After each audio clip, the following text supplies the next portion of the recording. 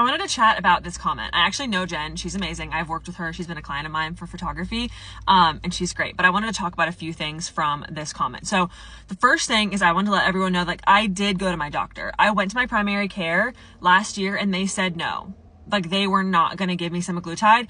She was like, she just said no. Like, she's like, no.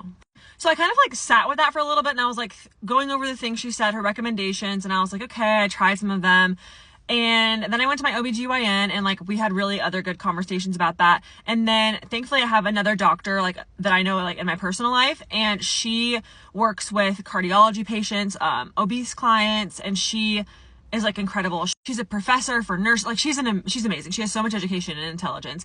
And I asked her about it, and she was like, yeah, you're like the perfect candidate for this. I think it really just depends on the doctor. Like it just depends on who you're going to. If they like are okay with semaglutide, if they aren't, like just like how you might have a certain opinion on this medication or other medications, like I'm sure that doctors do too. So I did go to the doctor. I got denied. I found another doctor, used her recommended website to order my first like round of semaglutide. It went amazing.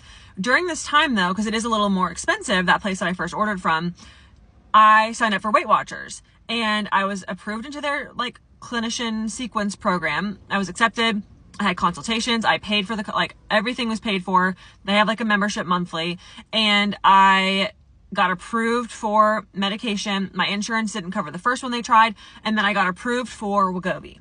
I don't know how much Wegovy would have ended up being because I did apply for the savings card, so I had that, and I don't know what my insurance would have covered, but there's no stock of Wegovy anywhere near me. So like I asked the sequence clinic to like call pharmacies around. There was no stock. So like I did get approved. I got insurance covered, but there is nothing in stock near me.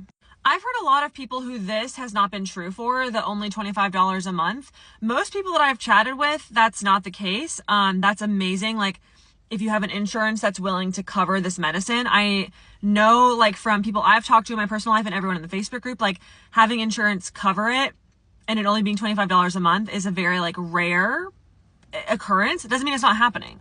It's just like, I haven't heard of that being very common. And I've been over the last month talking to a lot of people about semaglutide and where they get it. If you're going through like a doctor and you're trying to get a name brand like Ozempic, Wegovy, and you're paying out of pocket, it's like $500, $600 to like $1,600. Like it's very expensive to go through your doctor to get a name brand medicine. So people are turning to the online companies. And of course, like anything, there's potential for there to be like sketchy businesses, like of anything.